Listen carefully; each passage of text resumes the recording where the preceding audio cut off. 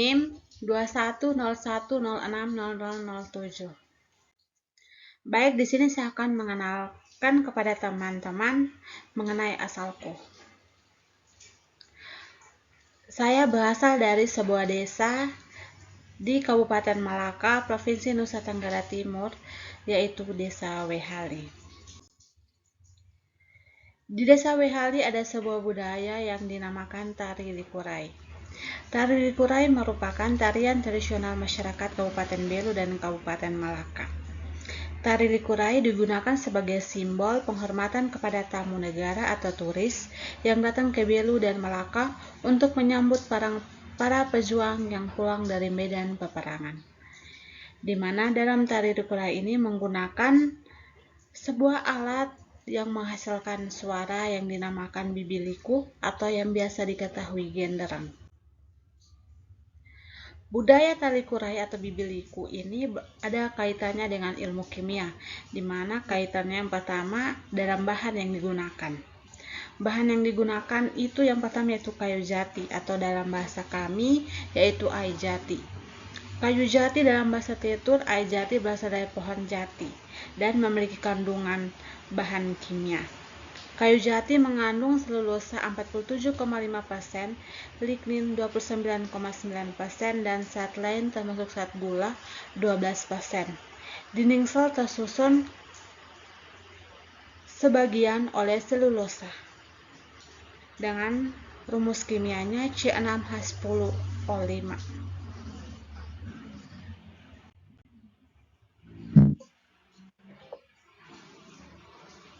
Baik, yang berikut kita masuk kepada bahan yang kedua yaitu kulit kambing atau bibi kulit. Kulit kambing dalam bahasa Tetun yaitu bibi kulit yang berasal dari hewan kambing. Kulit kambing mengandung bahan kimia yaitu 65% air, 28-30% protein fiber, 2-2,5% protein globular, 2-2,5% keratin, 2-10% kambing, dan 0-0,5% substansi lain. Yang berikut proses pembuatan likurai atau bibiliku. Likurai dalam bahasa Tetun dikenal dengan bibiliku memiliki proses pembuatan yang terdiri dari beberapa tahap. Tahap pembuatan yang memiliki kaitan dengan ilmu kimia adalah kulit kambing itu sendiri. Kaitan tersebut dapat dijabarkan sebagai berikut. Yang pertama, dalam reaksi kimia, proses pembuatan likurai adalah proses kimia yang melibatkan sejumlah langkah untuk mengubah kulit mentah seperti kulit kambing menjadi kulit yang lebih halus, fleksibel, dan tahan air. Berikut adalah langkah-langkah umum dalam pembuatan likurai beserta aspek kimia yang terlibat. Pengawetan langkah awal dalam pembuatan likurai adalah pengawetan kulit. Tujuan adalah untuk mencegah pembusukan dan mengawetkan kulit dalam keadaan yang baik untuk pengolahan lebih lanjut. Bahan yang mengawet yang umum digunakan adalah garam dapur atau natrium klorida atau formaldehida. Proses ini melibatkan interaksi kimia antara bahan pengawet dan komponen biologis kulit untuk mencegah pertumbuhan mikroorganisme yang menyebabkan pembusukan. Yang berikut pelunakan. Setelah pengawetan, kulit kambing kemudian dipelunakan. Proses pelunakan ini melibatkan penggunaan bahan kimia seperti amonia dan hidroksida, soda sapi atau kapur, yang membantu menghilangkan protein-protein yang keras dan membuat kulit menjadi lebih elastis. Proses kimia di sini melibatkan reaksi antara bahan kimia dan struktur protein kulit. Yang berikut pembuatan rambut. Pembuangan rambut. Kulit kambing juga harus dibersihkan dari rambut yang masih menempel. Proses ini melibatkan peredaman kulit dalam larutan kimia yang dapat melarutkan dan menghilangkan rambut seperti larutan kalsium hidroksida atau natrium sulfida. Reaksi kimia terjadi antara zat-zat tersebut dengan struktur rambut untuk melepaskannya dari kulit. Yang berikut penyemakan dan pewarnaan.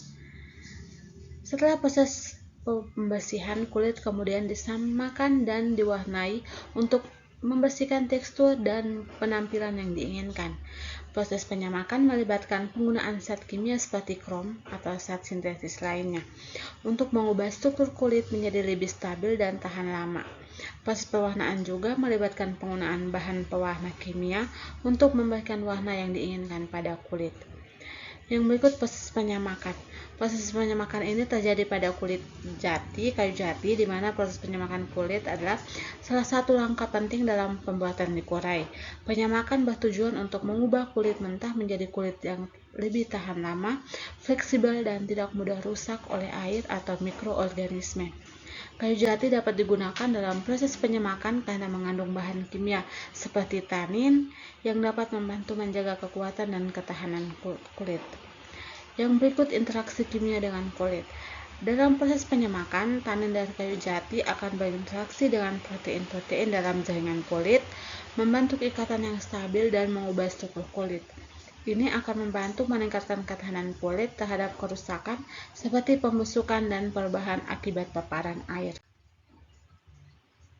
Baik, selanjutnya teman-teman bisa lihat pada slide. Di sini menampilkan cara pembuatan dari awal sampai terbentuknya sebuah bibir liku atau genderang. Teman-teman, perkenalkan saya Ayu Erlina Niftani dengan NIM 2101060028. Pada kesempatan kali ini saya mengajak teman untuk mengenali asal saya. Jadi, saya berasal dari Desa Ebelo, Kecamatan Amonuman Selatan, Kabupaten Timor Tengah Selatan, yang terletak di Pulau Timor, Nusa Tenggara Timur. Kabupaten TTS memiliki keindahan alam seperti pegunungan dan lokasi air terjun maupun pantai yang melengkapi keindahannya. Selain keindahan alam, hasil budaya masyarakat terutama tenun merupakan salah satu potensi budaya yang dikerjakan oleh kaum perempuan di Kabupaten Timor Tengah Selatan. Tenun merupakan denyut kehidupan masyarakat Timor Tengah Selatan. Kain tenun menjadi andalan dalam ekonomi kreatif masyarakat TTS.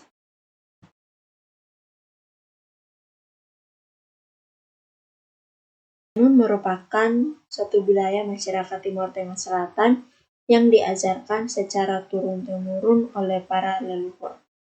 Kain tenun ini dibuat dari bahan alam, yaitu kapas, kemudian diolah menjadi benang menggunakan alat-alat tradisional khas Timor Tengah Selatan. Kain tenun Kabupaten TTS ini memiliki beragam motif tenunan yang berasal dari berbagai suku yang ada di Kabupaten Tengah Selatan, yang masing-masing suku mempunyai corak dan motif khas yang berbeda-beda. Suku-suku tersebut yaitu ada suku Amonuban, suku Amanatun, dan suku Molo.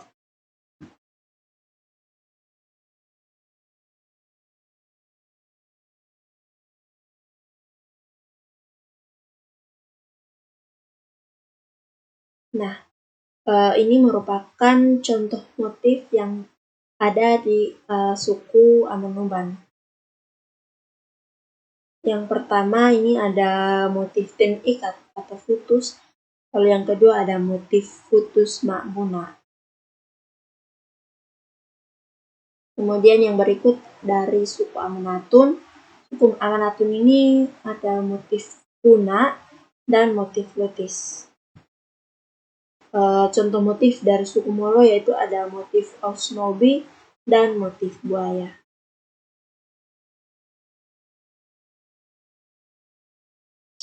Nah, selanjutnya pada proses kain tenun. Proses pembuatan kain tenun ini dimulai dari penataan benang sebelum pewarnaan. Nah, pada penataan benang ini penenun akan memilih warna-warna dasar yang akan digunakan. Kemudian yang kedua ada proses pewarnaan. Dan yang ketiga ada pencucian, kemudian yang keempat ada penjemuran, yang kelima ada penggulungan, yang keenam ada penataan benang pada alat penenun, dan yang ketujuh ada penenunan kain. Untuk pewarna alami yang biasa digunakan dalam proses pewarnaan. Dan bahan yang digunakan yaitu ada tarum atau taum yang menghasilkan warna biru tua sampai dengan biru muda.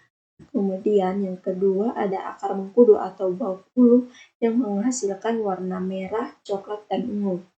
Yang ketiga ada kunyit atau kuki yang menghasilkan warna kuning, dan yang keempat ada kemiri atau fenu Kemiri ini sebagai pelengkap tarum. Dan yang kelima ada kapur siri atau ao. Kapur siri ini juga merupakan pelengkap tarum untuk menghasilkan warna biru muda, biru tua, dan hitam. Dan yang terakhir ada kesumba atau haunafu. Sumba ini merupakan sejenis pewarna yang sebagai salah satu pewarna kain tenun tradisional.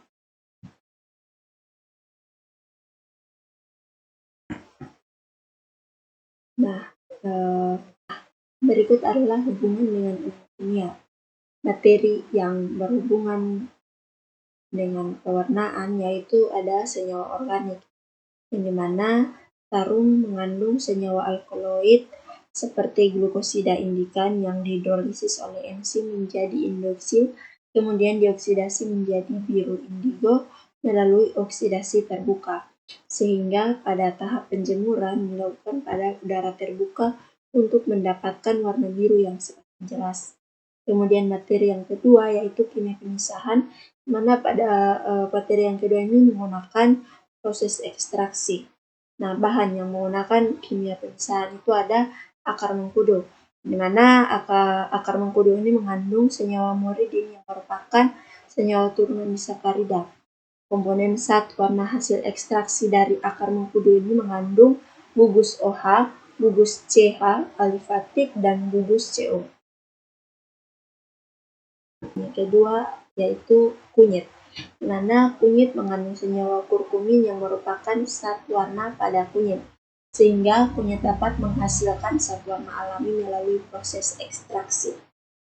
Kapur siri memiliki rumus molekul CaOH 2 kali yang merupakan kristal tak berwarna atau bubuk putih. Pada proses pewarnaan, kapur berperan sebagai bahan pelengkap untuk membantu reaksi kimia yang terjadi antara pewarna alami dan serat kain, sehingga pewarnaan dapat diserap dengan mudah. Tugas mata kuliah pembelajaran kimia berbasis etnokimia. Di sini saya akan menjelaskan tentang budaya dan tradisi yang ada di daerah asal saya. Nah, teman-teman, saya berasal dari Sumba, yaitu di mana Pulau Sumba adalah salah satu pulau yang terletak di Nusa Tenggara Timur, teman-teman. Nah, Pulau Sumba merupakan salah satu pulau yang memiliki banyak sekali tradisi. Salah satunya adalah Belis. Nah, saya akan menjelaskan apa itu Belis, teman-teman. Jadi, Belis adalah salah satu kewajiban dari pihak laki-laki untuk memberikan mahar kepada pihak perempuan yang ingin dijadikan istrinya. Nah, teman-teman, Belis juga ini diberikan belis yang berupa mahar ini diberikan pihak laki-laki kepada pihak perempuan untuk dia menunjukkan sikap terima kasihnya kepada pihak perempuan bahwa pihak keluarga perempuan itu telah membesarkan wanita yang dicintainya, begitu teman-teman. Teman-teman, ada 3 tahap dalam belis orang Sumba. Yang pertama itu istilahnya ketuk pintu. Nah, teman-teman, pada tahap ini pihak laki-laki pergi hanya bersama dengan kedua orang tuanya dan beberapa orang-orang juru bicaranya pergi ke pihak perempuan untuk memberitahukan kepada pihak perempuan kalau laki-laki tersebut mencintai anak dari pihak perempuan tersebut. Nah, pada tahap ini mereka pihak laki-laki itu hanya membawa parang sebagai tanda bahwa ia ingin mengikat wanita yang ingin dilamarnya. Jadi pada tahap ini biasa disebut dengan lamaran. Nah, pada tahap ini juga di tahap ketuk pintu ini, teman-teman, itu jikalau orang tuanya menerima laki-laki tersebut, mereka langsung membahas terkait belis atau mahar yang harus dibawa oleh pihak laki-laki di tahap ketiga. Nah, setelah mereka mencapai kesepakatan, mereka akan melambangkan itu dengan mereka potong babi. Nah, pemotongan ini melambangkan bahwa kesepakatan yang mereka adakan tadi sudah fix dan tidak dapat diubah lagi. Nah, pada tahap yang kedua, teman-teman, itu istilahnya masuk minta. Itu pihak laki-laki membawa keluarga besarnya ke rumah perempuan, dan terkadang pada tahap ini juga pihak laki-laki membawa sebagian permintaan dari pihak perempuan, semacam belis yang diminta dari pihak perempuan. Nah, untuk tahap yang ketiga itu adalah tahap pindah rumah. Jadi jikalau laki-laki tersebut memenuhi semua permintaan dari pihak perempuan dengan berbagai jumlah belis yang diminta, pada tahap ini laki-laki boleh membawa wanita tersebut ke rumahnya. Tapi kalau seandainya laki-laki tersebut membawa hanya sebagian dan tidak mampu melunasi, berarti laki-laki tersebut belum bisa membawa perempuan tersebut ke rumahnya. Jadi teman-teman, pada belis ini menunjukkan harga diri seorang laki-laki. Jadi kemampuannya untuk membayar lunas belis tersebut. Nah, teman-teman, pada tahap pindah rumah ini beragam belis yang biasa dibawa itu adalah hewan, ada tabelo, ada maraga, dan gading. Setelah itu ada mamuli, teman-teman. Nah, mamuli di sini biasa dipakai di telinga atau sebagai anting, teman-teman. Nah, jadi teman-teman, dalam proses pemberian mahar ini laki-laki memberikan mamuli yang dijadikan belis juga kepada ibu dari perempuan tersebut. Nah, pemberian mamuli ini kenapa harus kepada ibu? Karena dia menunjukkan terima kasihnya ke ibu perempuan tersebut bahwa ia telah melahirkan, membesarkan wanitanya, begitu teman-teman. Nah, di sini ibunya mempunyai hak penuh untuk menolak mamuli yang diberikan. Penolakan yang diberikan ibu dari pihak perempuan ini bukan karena apa-apa, teman-teman, tetapi karena mamuli yang diberikan itu tidak sesuai dengan keinginannya. Jadi penolakan yang diberikan itu biasa dilantunkan dengan satu kalimat. Biasanya ibunya akan menolak dengan membuang kalimat seperti ini, teman-teman. Saya biasanya makan beras merah, bukan beras putih. Nah, merah di sini berarti emas, putih berarti perak. Nah, artinya di sini, teman-teman, laki-laki tadi membawa mamuli itu dengan bahan dasar perunggu, teman-teman. Jadi kenapa dia menolak? Ibu tersebut menolak posisinya dia tidak tahu sifat apa dari perunggu yang membuat dia tidak suka dengan perunggu, teman-teman. Tapi dalam kehidupan sehari-hari biasanya mamuli yang dari perunggu itu, teman-teman, bahannya lebih ringan, teman-teman. Terus dia lama kelamaan lebih cepat hitam. Itu realita yang membuat ibunya menolak. Dapat saya simpulkan kenapa ibu tersebut menolak. Saya hubungkan dengan kimia, teman-teman. Ternyata perunggu itu memiliki sifat yang tidak tahan terhadap korosi, yang kedua mudah rapuh, dan yang ketiga dia tidak tahan terhadap dengan gesekan dari logam lain. Nah, itu pada zaman dahulu, teman-teman. Nah, seiring berkembangnya zaman, para pengrajin mamuli tersebut mengalihkan pembuatan ini dengan memadukan antara logam-logam yang lain dengan dalam proses pembuatan mamuli tersebut, teman-teman. Jadi mereka menggabungkan perak, kuningan, dan perunggu. Jadi memang benar.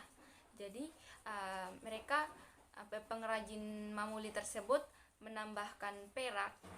Di sini perak memiliki sifat yang sangat tahan terhadap korosi. Setelah itu mereka menambahkan juga perunggu, dimana memang perunggu itu memiliki kelebihan yang mudah ditempa, dan mereka menambahkan juga kuningan untuk menambah warna, dan juga kuningan dapat memiliki sifat yang tahan juga terhadap korosi, teman-teman. Jadi dari teman-teman, materi kimia yang berhubungan dengan pembuatan logam ini adalah materi ikatan kimia, di mana ikatan kimia itu terdiri dari ikatan ion, ikatan kovalen, dan ikatan logam.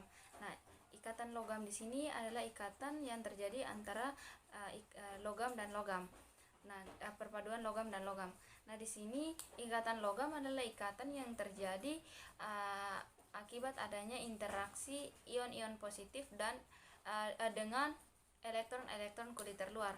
Nah, pada proses ikatan logam ini terjadi juga pemakaian bersama elektron, sehingga saat ditempa ion-ion tadi akan bergerak untuk semakin mepet, semakin ion-ion yang bergerak bebas tadi itu akan semakin dempet sehingga mengakibatkan bahan yang dihasilkan dari perpaduan logam dan logam tadi akan semakin kuat. Seperti teman-teman. Sekian penjelasan saya ucapkan terima kasih. Perkenalkan, nama saya Joyce Libenu dengan NIM 2101060041. Kelas A, semester 6. Di sini saya akan menjelaskan budaya yang ada di daerah saya yang berkaitan dengan kimia. Yang kita ketahui sendiri, Indonesia adalah salah satu negara yang mempunyai banyak budaya dan tradisi yang hidup dan berkembang di tengah-tengah masyarakat pada nilai lokal yang diyakini kebenarannya yang diwariskan secara turun-temurun. Nah, salah satu budaya dan tradisi yang diwariskan secara turun-temurun ini di berbagai suku di Indonesia, yaitu salah satunya adalah menyiri. Di Indonesia juga terdapat banyak pulau, salah satunya adalah Pulau Timor. Nah, tepatnya di tempat tinggal saya, yaitu Kabupaten Timur Tengah Selatan, Desa Basmuti memiliki berbagai budaya. Salah satunya adalah menyiri atau Sirip Pinang atau yang biasa disebut dengan Mampua.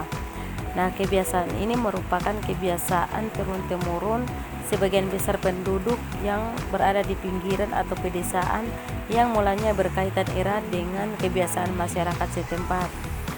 Nah, kebiasaan atau budaya menyiri ini digunakan sebagai kehormatan untuk orang tamu yang dihormati pada upacara pertemuan, pesta pernikahan, pesta kelahiran, dan juga tempat duka. Nah, menyiri ini dilakukan dengan cara berbeda dari satu daerah dengan daerah lainnya dalam satu negara. Meskipun begitu, komposisi terbesar dalam menyiri itu yaitu relatif konsisten yang terdiri dari buah pinang, daun sirih atau buah sirih, dan juga kapur. Nah, berikut ini adalah kandungan dan manfaat dari daun sirih, pinang, dan juga kapur sirih. Reaksi kimia yang terjadi saat mengunyah sirih pinang yaitu tanin ditambahkan alkaloid tambah kalsium karbonat, yaitu menghasilkan produk. Budaya menyiri ini berkaitan dengan kimia, yaitu terdapat pada materi struktur senyawa organik, di mana materi ini adalah pelajaran tentang struktur kimia dalam sifat alkaloid, tanin, dan flavonoid yang terdapat di dalam sirih pinang, serta analisis spektroskopi untuk mengidentifikasi senyawa-senyawa tersebut.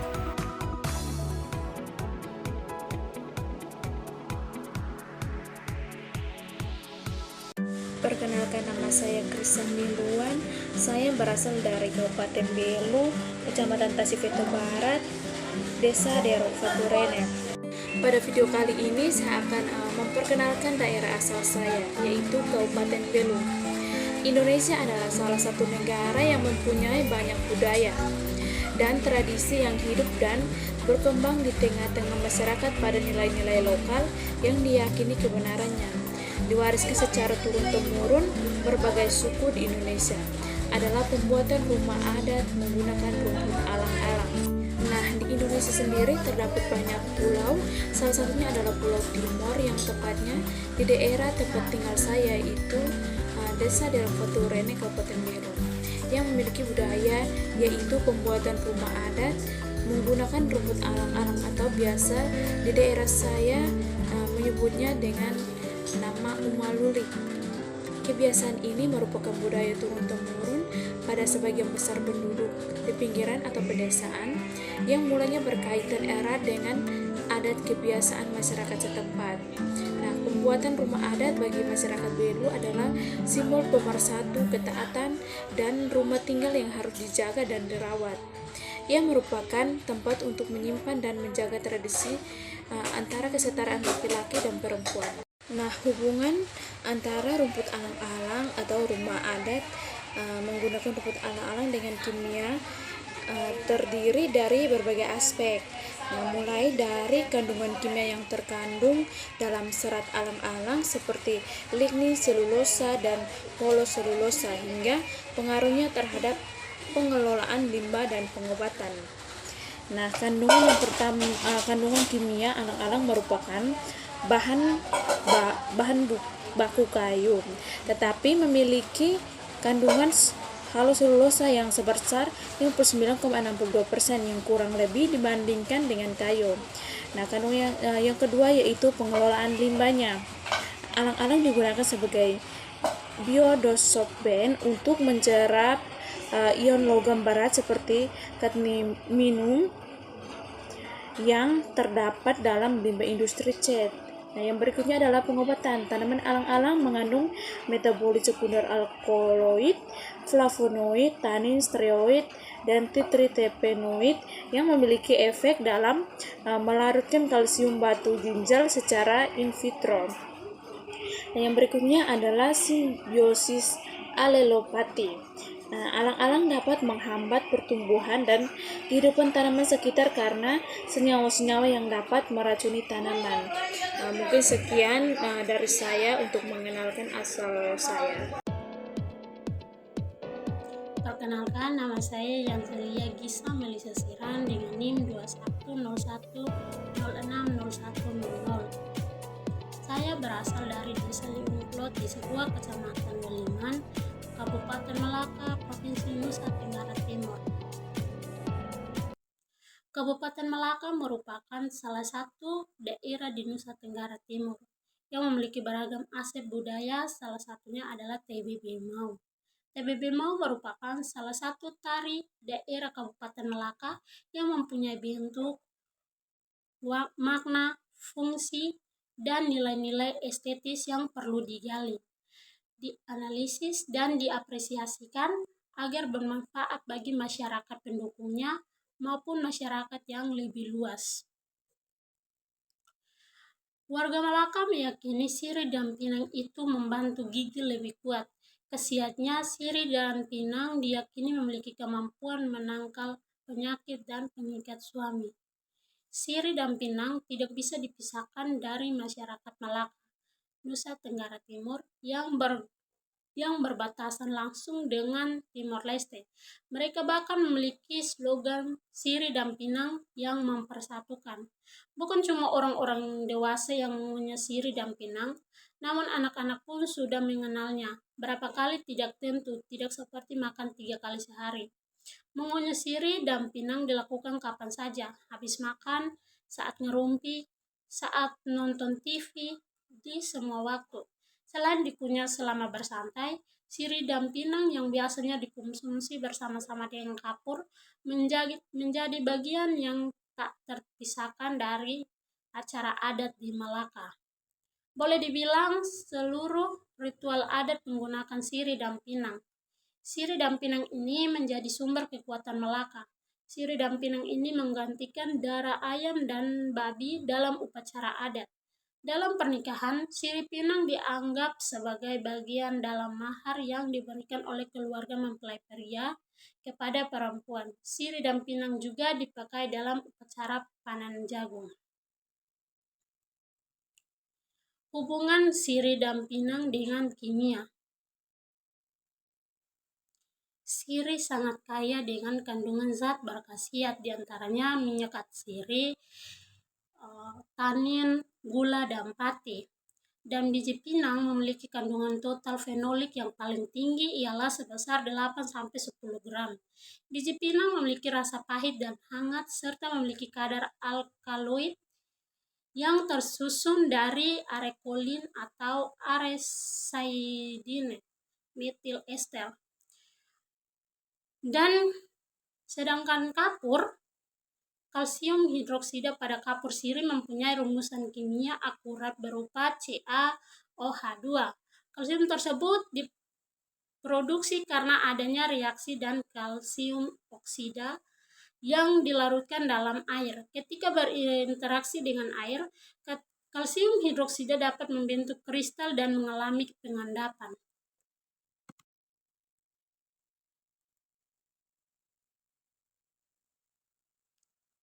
Sekian, terima kasih.